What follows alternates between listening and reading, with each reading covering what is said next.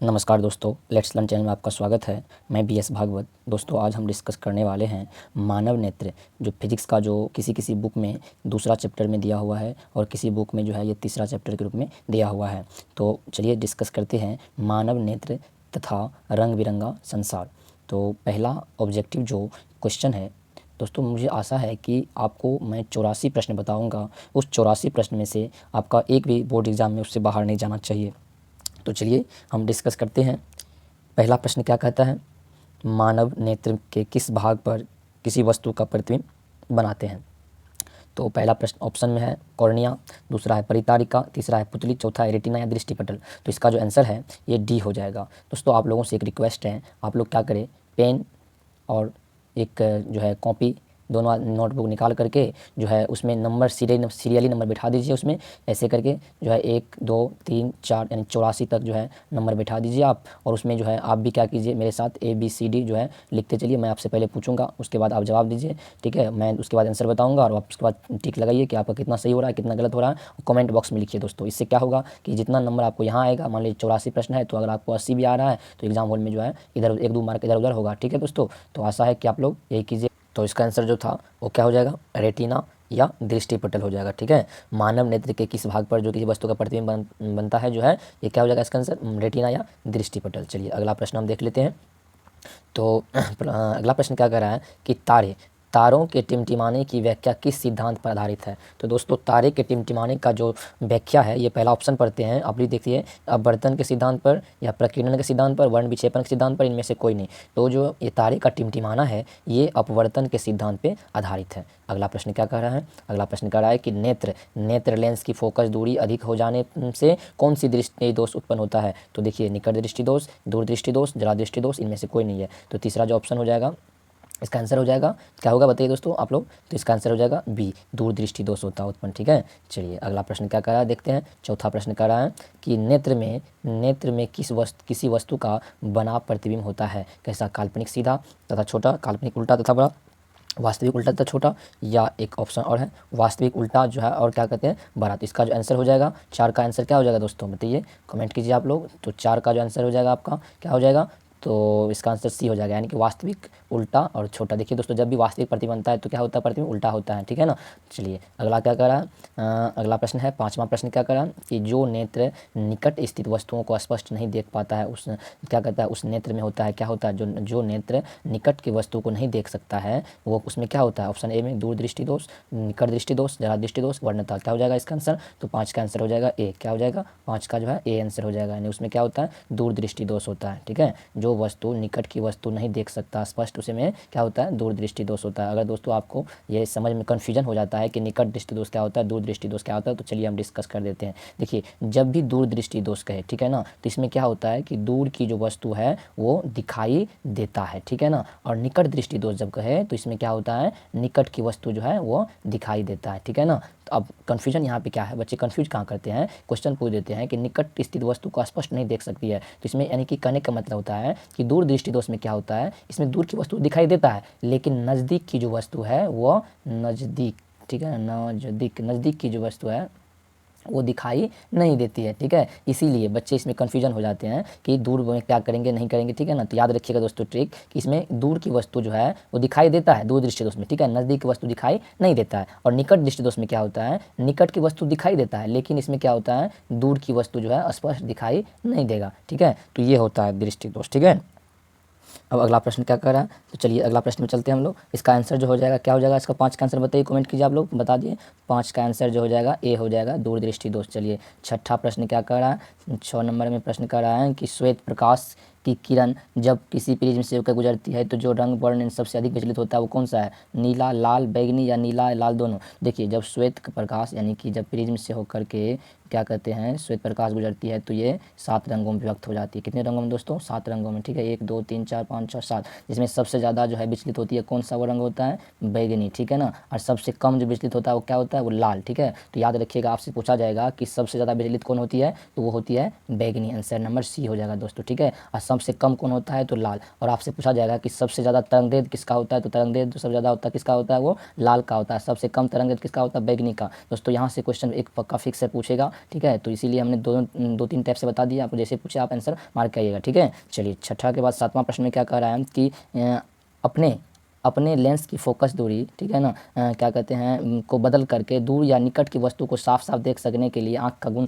को क्या कहते हैं। देखिए जब नेत्र लेंस की जो फोकस दूरी है बदल करके दूर की वस्तु को देखना है, निकट की वस्तु को साफ साफ देखना है, तो इसके लिए क्या, इसको दूरदृष्टा कहते हैं, सामान्य क्षमता, निकट दृष्टिता या दृढ़दृष्टिता। तो देखिए 8 7 का जो आंसर हो जाएगा वो सामान्य क्षमता के कारण ही क्या करते हैं, हम किसी की लेंस की क्षमता को बढ़ा सकते हैं या क्या कर सकते हैं, घटा सकते हैं। चलिए सातवां के बाद आठवां प्रश्न में क्या कह रहा है कि जरा दूरदर्शिता से पीड़ित व्यक्ति का उपचार किस प्रकार के लेंस से किया जाता है। देखिए जिस व्यक्ति को क्या कहते हैं, दूरदृष्टा हो गया है, ठीक है ना, मतलब तो उसके लिए क्या करते हैं, अवतल या बायफोकल या अपसारी या अभिसारी लेंस का प्रयोग करते हैं। तो 8 का आंसर जो होगा बायफोकल, ठीक है ना, बायफोकल लेंस का प्रयोग करते हैं हम लोग जरा दृष्टि दोष, क्या कहते हैं, दोष को दूर करने के लिए। सबसे चलिए नौवां प्रश्न क्या कह रहा है कि एक स्वस्थ मानव नेत्र के लिए निकट तथा दूर की बिंदु होती है कितना, 0 से 25 मीटर, 0 से अनंत के बीच, या 25 से सेंटीमीटर, 250 सेंटीमीटर, 25 से सेंटीमीटर से अनंत के बीच। देखिए तो एक स्वस्थ मनुष्य का जो होता है वो जो है वो 25 सेंटीमीटर से लेकर के वो अनंत तक के वस्तु को क्या कर सकता है, वो दोस्तों वो स्पष्ट देख सकता है, ठीक है। नौवां के बाद 10वां प्रश्न में क्या कह रहा है कि देखिए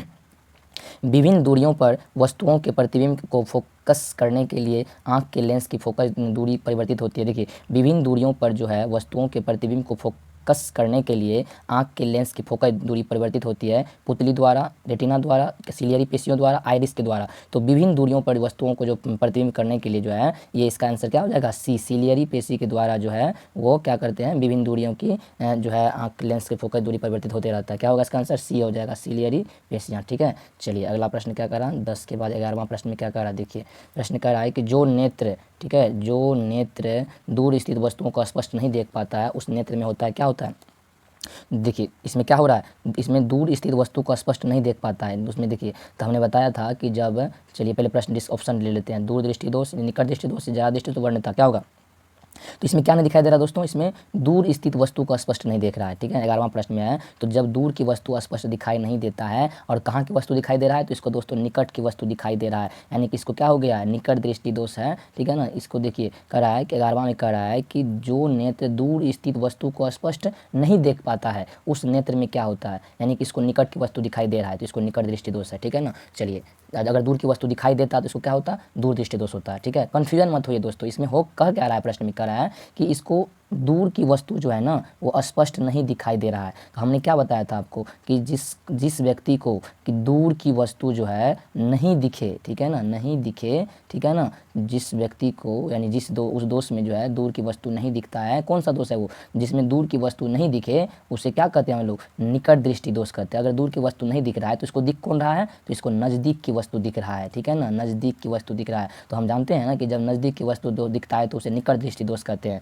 ठीक है ना। तो बस यही समझाना था आपको। तो आशा है कि कन्फ्यूजन दूर हो गया होगा दोस्तों। अगर हमारे द्वारा आपको समझाया हुआ अच्छा लगता है तो प्लीज़ दोस्तों चैनल को लाइक कीजिए, शेयर कीजिए और सब्सक्राइब कीजिए, अपने दोस्तों को भी शेयर कीजिए जिससे उनको भी बेनिफिट मिले, ठीक है। चलिए 12वां प्रश्न कह रहा है, क्या कह रहा है कि किसी दृष्टि दोष में किसी वस्तु का प्रतिबिंब रेटिना के आगे बनता है। तो इसका मतलब क्या हुआ कि निकट दृष्टि दोष में, देखिए दूर दृष्टि दोष में, जरा दृष्टि दोष में, इनमें से कोई नहीं, किसी दृष्टि दोष में किसी वस्तु का जो प्रतिबिंब रेटिना के आगे बनता है, इसका मतलब क्या हुआ कि देखिए कोई भी दोष इसमें, देखिए रेटिना के आगे बन रहा है, ये कौन सा दोष है बताइए। अब इसमें देखिए रेटिना के आगे जो है इसका प्रतिबिंब बन रहा है, ठीक है ना, मतलब ये बनना चाहिए था रेटिना पे जाकर के, तो बन कहाँ रहा है, रेटिना के आगे ही बन जाता है। इसका मतलब इसको क्या हो गया, इसको जो है ना क्या हो गया, निकट दृष्टि दोष हो गया। क्या हो गया, निकट, रेटिना से पहले ही बन जा रहा है, ठीक है ना। अगला प्रश्न क्या कह रहा है, 12वां में हो गया, 13वां में कह रहा है कि नेत्र की सामंजन क्षमता कम हो जाने से उत्पन्न होता है। क्या उत्पन्न होता है कि जब नेत्र की सामंजन क्षमता कम हो जाता है तो निकट दृष्टि दोष, दूर दृष्टि दोष, जरा दृष्टि दोष, वर्ण्यता।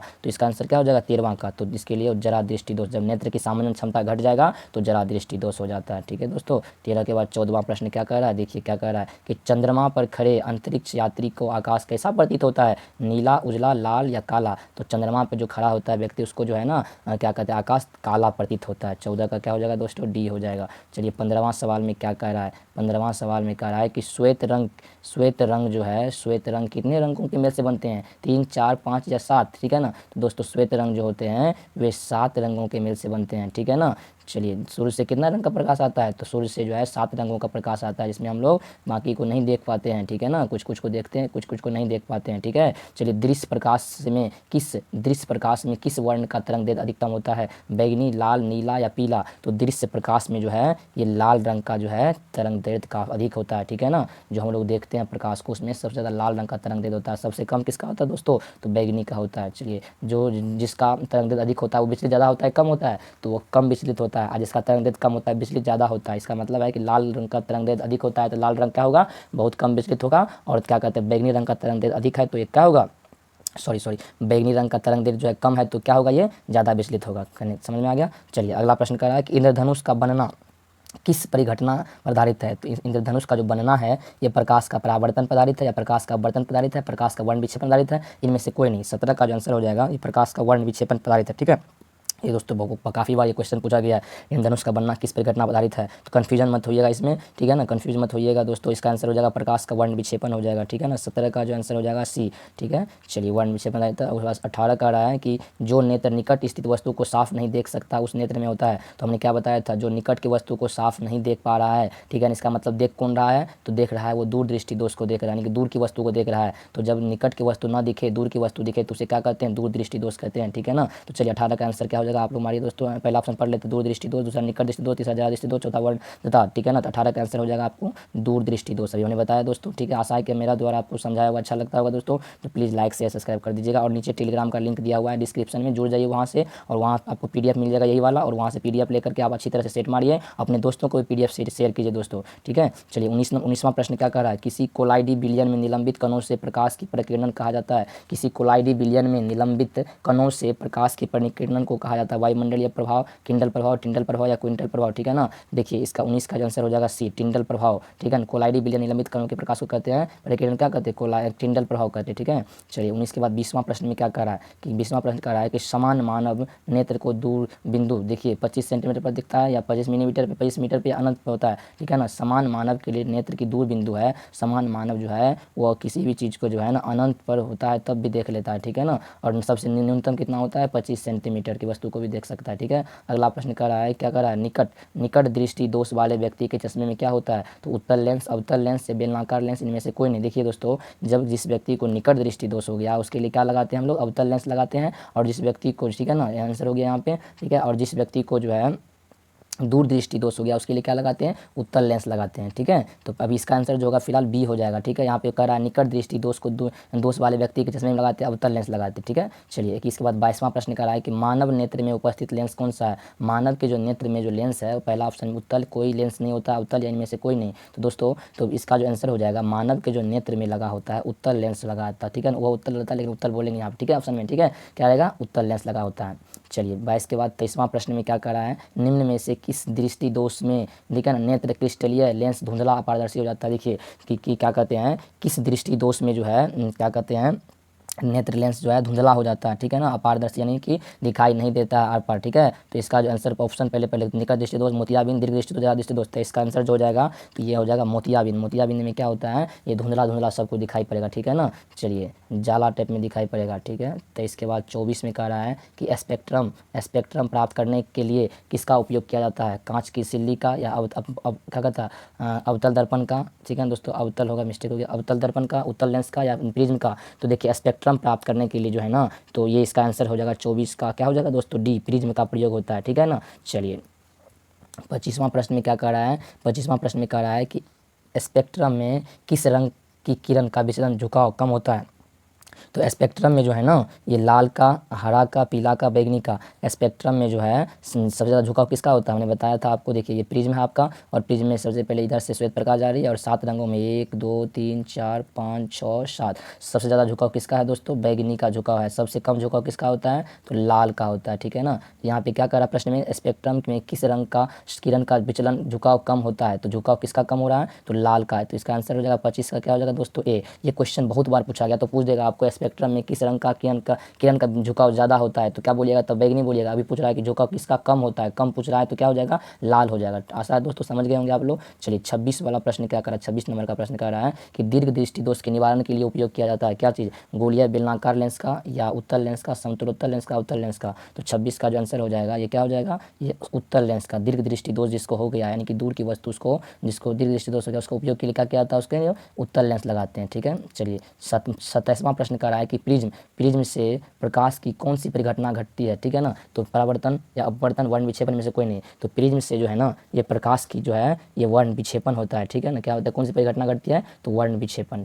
चलिए 28वां प्रश्न क्या कहता है, देखिए 28वां प्रश्न कह रहा है कि देखिए क्या कह रहा है 28वां प्रश्न, सॉरी दोस्तों कह रहा है कि प्रकाश के किस रंग का तरंग दैर्घ्य सबसे कम होता है। अभी तुरंत बताएं आपको, प्रकाश के किस रंग का तरंग दैर्घ्य सबसे कम होता है। ऑप्शन पहला बैगनी, हरा, लाल या कोई नहीं। तो 28 का जो आंसर हो जाएगा सबसे जो है कम होता है तरंग दैर्घ्य ये बैगनी का होता है। और दोस्तों सबसे ज़्यादा किसका होता है, तो लाल का होता है। ठीक है, यहाँ पूछ रहा है सबसे ज़्यादा कम किसका होता है, तो क्या मारिएगा ऑप्शन में बैगनी मारना है। ठीक है, चलिए 28 के बाद 29वां प्रश्न क्या कर रहा है, 29वां प्रश्न जो है कि कह रहा आकाश का रंग नीला प्रतीत होता है किसके कारण। दोस्तों बहुत बार क्वेश्चन पूछा गया, ध्यान दीजिएगा। आकाश का रंग नीला प्रतीत होता है ये किसके कारण होता है, बच्चे बहुत कन्फ्यूजन होते हैं इसमें। तो इसका पहला ऑप्शन है प्रकाश का परावर्तन, दूसरा प्रकाश का प्रकिरण, तीसरा प्रकाश का अपवर्तन या चौथा है इनमें से कोई नहीं। तो 29 का जो आंसर हो जाएगा प्रकाश का प्रकिरण। प्रकाश के प्रकिरण के कारण क्या होता है, आकाश का रंग क्या होता है, नीला दिखाई प्रतीत होता है। ठीक है ना, प्रकाश के प्रकिरण के कारण जो होता है ना आकाश का रंग नीला दिखाई देता है। 30वां प्रश्न क्या कह रहा है कि आंख व्यवहार होता है, आंख जो है ये व्यवहार होता है। ठीक है ना, अवतल दर्पण की तरह, उत्तल लेंस की तरह, समतल लेंस की समदर्पण की तरह, इनमें से कोई नहीं है। तो 30 का जो आंसर हो जाएगा आंख किसके तरह व्यवहार होता है, उत्तल लेंस की तरह जो है व्यवहार होता है। ठीक है, चलिए 31वां प्रश्न क्या कह रहा है कि एक साधारण प्रिज्म कितने सतहों से घिरा होता है। तो दोस्तों इस प्रश्न में कन्फ्यूजन नहीं होना चाहिए आप लोगों को कि 31वां प्रश्न कह रहा है कि एक साधारण प्रिज्म जो होता है वो कितने सतहों से घिरा होना चाहिए होता है। तो ऑप्शन पहला है कि 6, दूसरा है 4, तीसरा है 5 या चौथा है डी का जो है ये 3। तो क्या होगा इसका आंसर 31 का जो हो जाएगा ये सी हो जाएगा। ये एक साधारण प्रिज्म जो होता है वो 5 सतहों से घिरा होता है। ठीक है, चलिए 32वां प्रश्न में क्या कह रहा है उसको लेते हैं। चलिए देखिए क्या कह रहा है, यदि किसी वस्तु का प्रतिबिंब रेटिना के पीछे बनता है तो वह व्यक्ति जो है ना किस दृष्टि दोष से पीड़ित है। तो देखिए अगर किसी वस्तु का जो है प्रतिबिंब क्या कहते हैं, देखिए फिर प्रश्न आ गया 32वें प्रश्न में कह रहा है कि यदि किसी वस्तु का क्या कह रहा है, यदि किसी वस्तु का प्रतिबिंब रेटिना के पीछे बनता है तो इस दृष्टि दोष से पीड़ित व्यक्ति है कौन से, दूर दृष्टि दोष से या निकट दृष्टि दोष से, जरा दृष्टि दोष से, इनमें से कोई नहीं है। देखिए यदि किसी वस्तु का प्रतिबिंब जो है रेटिना के पीछे बनता है तो इसका मतलब जो है वो व्यक्ति जो है दूर दृष्टि से पीड़ित है। ठीक है ना, देखिए यहाँ होता है क्या, ये रेटिना यानी कि यहाँ रेटिना है यहाँ पे और इसके पीछे बन जाता है प्रतिबिंब। ठीक है, यहाँ से प्रतिबिंब आ रही है और उनसे मान लीजिए यहाँ पे क्या कहाँ बन रही है, रेटिना के पीछे। इसका मतलब व्यक्ति क्या हो गया, उसको दूर दृष्टि दोष हो गया। तो इसका आंसर हो जाएगा ए। ठीक है, चलिए 33वां प्रश्न में क्या कह रहा है, 33वां प्रश्न में कह रहा है कि किसी माध्यम में छोटे छोटे कणों से निलंबन को कहा जाता है। किसी माध्यम में छोटे छोटे कणों के निलंबन को कहा जाता है कोलाइडी, पुंज, प्रकाश, इनमें से कोई नहीं है। 33 का हो जाएगा ए कोलाइड। क्या कहा जाता है दोस्तों, कोलाइड कहलाता कोलाइड। ठीक है, चलिए 33 के बाद 34वां प्रश्न कर रहा है कि नेत्र गोलक का व्यास लगभग होता है। नेत्र गोलक का व्यास क्या होता है, 2.3 सेंटीमीटर क्या कहते हैं, या 2.4 सेंटीमीटर, 3.3 सेंटीमीटर, या क्या कहते हैं 3.4 सेंटीमीटर। दोस्तों तो नेत्र गोलक का जो व्यास होता है लगभग, इसका आंसर याद रखिएगा 2.3 सेंटीमीटर होता है। ठीक है, चलिए आशा है कि कन्फ्यूजन दूर हो गया होगा आप लोग का। देखिए अगला प्रश्न कह रहा है कि विद्युत सिग्नल को कौन उत्पन्न करता है, परितारिका, प्रकाश सुग्राही, पुतली, इनमें से कोई नहीं है। तो विद्युत सिग्नल को जो है उत्पन्न करता है ये करता है प्रकाश सुग्राही जो है, ये विद्युत सिग्नल को क्या करता है, उत्पन्न करता है। ठीक है, 35 के बाद 36 में क्या कह रहा है, सिग्नलों की व्याख्या कहाँ होती है। क्या कह रहा है कि सिग्नलों की जो व्याख्या होती है वो कहाँ होती है, मस्तिष्क में, पुतली में, रेटिना में, ठीक है, या क्या कहते हैं कॉर्निया में। तो सिग्नलों की जो व्याख्या होती है ये कहाँ पे होती है, ठीक है, तो इसका आंसर हो जाएगा क्या हो जाएगा, पुतली में होती है। कहाँ पे होती है दोस्तों, 36 का ना, 36 का जो आंसर सिग्नलों की व्याख्या कहाँ होती है, ऑप्शन में क्या कर रहा है, मस्तिष्क में या पुतली में या रेटिना में। तो क्या हो जाएगा बताइए दोस्तों आप लोग, तो इसका जो आंसर हो जाएगा 36 का वो मस्तिष्क में होता है। कहाँ दोस्तों होता है, मस्तिष्क। हमारा मस्तिष्क यानी मानव का मस्तिष्क इतना मतलब समझिए कि बहुत ही ज़्यादा शक्तिशाली होता है। ठीक है ना, तो इसके जो है ये सिग्नल की व्याख्या यहाँ मस्तिष्क में होती है। 36 का आशा है दोस्तों समझ गए आंसर। 36 का जो हो जाएगा वो क्या हो जाएगा, ए हो जाएगा। ठीक है, चलिए 37 में क्या कह रहा है, 37 का आंसर जो है ये प्रश्न पहले देख लेते हैं। कह रहा है कि मानव नेत्र में किस प्रकार का लेंस पाया जाता है, उत्तल, अवतल, वलयाकार या इनमें से कोई नहीं। तो मानव के नेत्र में किस प्रकार का लेंस पाया जाता है दोस्तों, तो 37 का जो हो जाएगा ए, उत्तल लेंस पाया जाता है। बहुत बार क्वेश्चन ये पूछा गया है, ठीक है ना। 38 में कह रहा है कि पुतली के साइज को नियंत्रित करने वाला गहरा पेशी या डायफ्राम क्या कहलाता है। तो पुतली के साइज को नियंत्रित करने वाला जो गहरा पेशी या डायफ्राम है वो क्या कहलाता है, परितारिका, अभिनेत्र लेंस या नेत्रपटल, रेटिना। तो पुतली के साइज को नियंत्रित करने वाला जो क्या कहते हैं गहरा पेशी या डायफ्राम है क्या कहलाता है, तो ये आपका 38 का आंसर हो जाएगा ए, परितारिका कहलाता है, ठीक है। चलिए 38 के बाद 39 में क्या कह रहा है, 39 में कह रहा है आँख की पुतली किस प्रकार कार्य करती है, दिक तंत्रिका की भांति, पुतली की भांति, परितारिका की भांति, परिवर्ती द्वारक की भांति, ठीक है ना। तो आँख की जो पुतली है ये कार्य करती है आपको किसकी तरह, 39 का डी, परिवर्ती द्वारक की भांति काम करती है। कैसा काम करती है, परिवर्ती द्वारक की भांति कार्य करती है, ठीक है। चलिए 40 में कह रहा है कि कॉर्निया के पीछे एक संरचना होती है, उसे कहते हैं पुतली कहते हैं, नेत्रपटल कहते हैं, रेटिना कहते हैं, या ठीक है या परितारिका कहते हैं। देखिए क्या होगा इसका आंसर, बताइए आप लोग कमेंट कीजिए। तो क्या कहते हैं, रेटिना के जो कॉर्निया के जो पीछे एक संरचना होती है उसे कहते हैं हम लोग क्या कहते हैं, परितारिका कहते हैं। क्या कहते हैं दोस्तों, परितारिका कहते हैं, ठीक है। 40 के बाद 41वां प्रश्न में कह रहा है, क्या कह रहा है, निकट दृष्टि दोष उत्पन्न होने से क्या कारण है। निकट दृष्टि दोष कब उत्पन्न होता है, इसका कारण क्या है दोस्तों, बहुत ही इंपॉर्टेंट ऑब्जेक्टिव है ये। देखिए 41वां प्रश्न क्या कह रहा है कि निकट दृष्टि दोष जो होता है ये उत्पन्न क्यों होता है, क्या कारण है इसका। अभिनेत्र लेंस का वक्रता त्रिज्या बढ़ जाना, या अभिनेत्र लेंस की वक्रता त्रिज्या घट जाना, नेत्र गोलक का लंबाई घट जाना, इनमें से कोई नहीं। ये इसी टाइप का प्रश्न सब पूछता है जिससे बच्चा कन्फ्यूजन हो जाए। तो निकट दृष्टि दोष जो उत्पन्न होता है ये अभिनेत्र लेंस की वक्रता त्रिज्या क्या होती है, बढ़ जाती है, इसीलिए क्या होती है, ये उत्पन्न होती है, ठीक है। चलिए 41वां के बाद 42वां प्रश्न क्या कह रहा है, निकट दृष्टि दोष को दूर करने के लिए लेंस व्यवहार होता है, उत्तल लेंस, अवतल लेंस, समतल, इनमें सभी। तो निकट दृष्टि दोष को दूर करने के लिए जो है किस लेंस का व्यवहार होता है, बताइए। तो अवतल लेंस का व्यवहार करते हैं। दूर दृष्टि दोष को दूर करने के लिए किसका करते हैं, उत्तल करते हैं। तो इसका आंसर फिलहाल हो जाएगा बी, क्योंकि निकट दृष्टि दोष को दूर करने के लिए हमें क्या लगाना, अवतल लेंस लगाना है, ठीक है। चलिए अगर दोस्तों मेरे द्वारा कहीं मिस्टेक हो जाता है बोलने में तो प्लीज़ क्षमा कीजिएगा, क्योंकि देखिए हो जाता है इंसान से गलती। 43वां प्रश्न में क्या कह रहा है कि आँख में प्रवेश करने वाले प्रकाश की मात्रा को नियंत्रित करता है, क्या करता है, देखिए आँख में प्रवेश करने वाले प्रकाश की मात्रा को नियंत्रित करता है, परितारिका, पक्षाम्बी पेशियाँ, पुतली, लेंस। तो 43 का आंसर जो होगा परितारिका हो जाएगा। आँख में प्रवेश करने वाले प्रकाश की मात्रा को नियंत्रित करता है, कौन करता है, तो परितारिका करता है, ठीक है। आंसर ए हो जाएगा। चलिए उसके बाद 43 के बाद 44वां प्रश्न में क्या कह रहा है कि नेत्र में प्रवेश करने वाले प्रकाश किरणों का अधिकांश परिवर्तित अपवर्तन होता है। नेत्र में प्रवेश करने वाले प्रकाश किरणों का अधिकांश अपवर्तन होता है नेत्रोद अंतर पृष्ठ पर, या अभिनेत्र के अंतर पृष्ठ पर, या कॉर्निया के बाहरी पृष्ठ पर, इनमें से कोई नहीं है। 44 का जो हो जाएगा सी, कॉर्निया के बाहरी पृष्ठ पर हो जाएगा, ठीक है। नेत्र में प्रवेश करने वाले प्रकाश किरण जो अधिकांश अपवर्तन होता है कॉर्निया के बाहरी पृष्ठ पर ही होता है, ठीक है। दोस्तों एक बात याद रखिएगा कि जब नेत्र दान किया जाता है तो किसका दान होता है, नेत्र में, ठीक है ना। नेत्र में जो है किसका दान किया जाता है, तो किसका, कॉर्निया का दान किया जाता है। याद रखिएगा पूरा आँख ही नहीं निकाल लिया जाता है, ठीक है। क्या दान किया जाता है, कॉर्निया दान किया जाता है, ठीक है। चलिए मंद, अगला प्रश्न 45 में कह रहा है कि मंद प्रकाश में किसकी शिथिलता से पुतली पूर्ण रूप से फैल जाती है, कॉर्निया, परितारिका, एरिस, या इनमें से कोई नहीं है। तो इसका जो आंसर हो जाएगा कि क्या हो जाएगा आंसर, कि मंद प्रकाश में किसकी शिथिलता से पुतली पूर्ण रूप से फैल जाती है। तो इसका 45 का आंसर हो जाएगा बी, परितारिका जो है ना फैल जाती है। देखिए होता क्या है कि जब तेज प्रकाश में जाइएगा ये हमारा जो आँख है ये किससे जुड़ा रहता है, ये जो आँख है ना ये सिलियरी पेशियों से जुड़ा रहता है, ठीक है। देखिए दोस्तों किस तरह आँख का फिगर बना रहे हैं, देखिए ये हमारा आँख है, ठीक है ना। ये जो है ना ये सिलियरी पेशियों से क्या होता है दोस्तों, जुड़ा रहता है यहाँ से, ठीक है। यहाँ देखिए ये जुड़ा रहता है, यहाँ पे लेंस लगा रहता है, समझ गए ना। चलिए आशा है कि आप लोग समझ गए होंगे। और वो जो है मंद प्रकाश में जाने पर क्या होता है, वो परितारिका क्या होता है जो है इस पुतली जो है पूर्ण रूप से फैल जाती है, ठीक है ना। शिथिलता से पुतली जो है पूर्ण रूप से फैल जाती है, इसे क्या कहते हैं, जो है परितारिका, ठीक है। देखिए अगला प्रश्न क्या कह रहा है, हम लोग चलते हैं 45 के बाद 46वां प्रश्न कह रहा है कि नेत्र गोलक के गोल होने पर देख पाते हैं हम लोग, ठीक है, निकट की वस्तु को, दूर की वस्तु को, या 25 सेंटीमीटर की दूर की वस्तु को, इनमें से कोई नहीं है। तो नेत्र के जब गोलक के गोल हो जाने पर जो है ना इसका जो है निकट की वस्तु को ही केवल हम लोग देख पाते हैं, ठीक है। तो इसका आंसर ए हो जाएगा। क्या हो जाएगा इसका आंसर, ए, ठीक है। चलिए 48वां प्रश्न कर रहा है कि 47वां कर रहा है, क्या कर रहा है कि वस्तु को हटा लेने के बाद भी नेत्रपटल पर प्रतिबिंब कितने सेकंड तक रहता है।